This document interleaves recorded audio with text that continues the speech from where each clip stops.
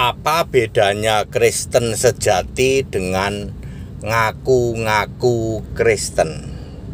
Saya Pendeta Tan Hoi Nai, ya Bapak Ibu Saudara. 2 Korintus 11 ayat 3. 2 Korintus 11 ayat 3 di situ menulis kesetiaanmu yang sejati kepada Kristus. Jadi kesetiaan kita kepada Kristus itu harus sejati. Jadi sejati memang ada di dalam Alkitab, kesetiaan kamu yang sejati kepada Kristus. Kemudian itu 2 Korintus 11 ayat 3.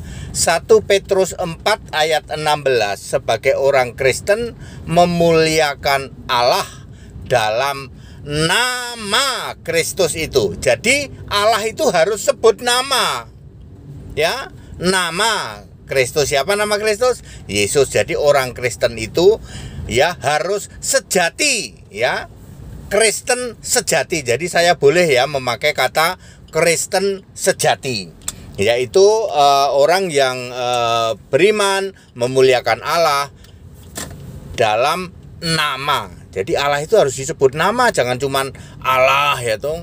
Namanya siapa? Allahmu, kan mesti begitu. Oke.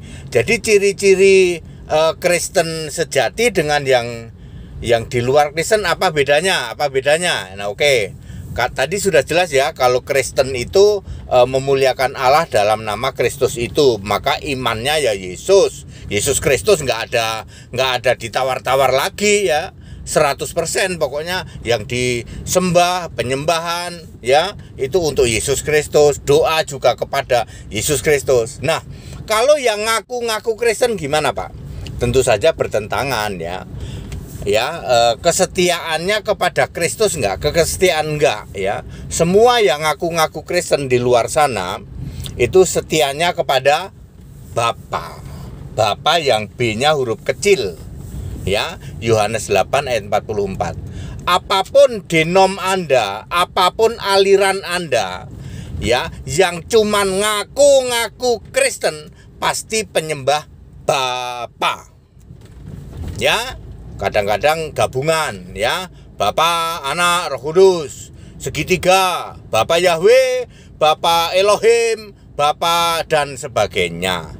Ya, jadi semua aliran di luar sana itu bukan Kristen, karena dia yang disembah Bapa.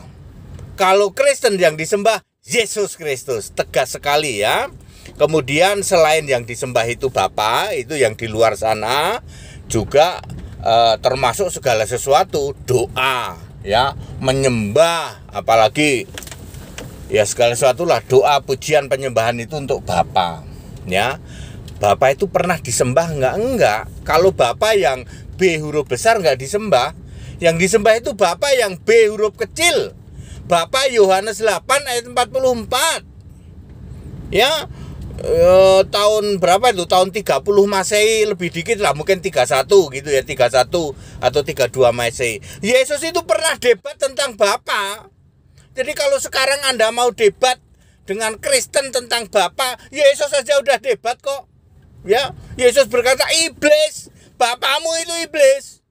Bapa yang disembah itu iblis. Ya, karena Bapa ini kiasan Yesus Allah, Bapa nggak pernah disembah. Kalian aja yang salah memahami sehingga Bapa itu kamu sembah. Ya, seperti itu ya, itu yang Kristen ngaku-ngaku doang. Di samping yang disembah Bapa, kemudian Yesus dihujat, dicaci maki ya. Nanti kalau mati juga mereka bilangnya pulang ke rumah Bapa gitu ya.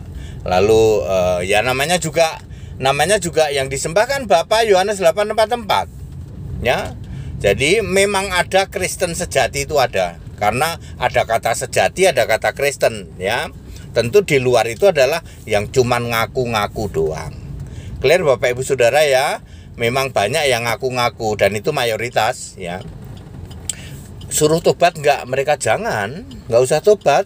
Kalian para Tritunggal yang ngaku-ngaku Kristen, apapun aliranmu, ujung-ujungnya penyembah Bapa. Bapa apa Pak? Bapa Yohanes 8:44. Cuman itu kalau Bapa yang B huruf besar itu nggak pernah disembah karena dia kiasan Yesus Allah. Salahmu di situ. Ya, lalu yang kamu sembah ya Yesus bilang iblis bapamu. Itu Yesus pernah debat tentang Bapa kok. Yohanes pasal 8 mulai dari ayat 40 sampai 44 itu kan Yesus debat dengan Yahudi tentang Bapa. Ya. Seperti itu Yesus menjelaskan di situ loh, kalau Allah itu Bapamu ya kamu sembah aku, percaya kepada aku dong. Kok kamu malah mau bunuh aku? Nah, gitu kan. Kalau Anda itu Allah itu Bapamu, harus percaya Yesus karena Bapa saja menyuruh percaya ke siapa sih? Menyuruh percaya kepada Yesus.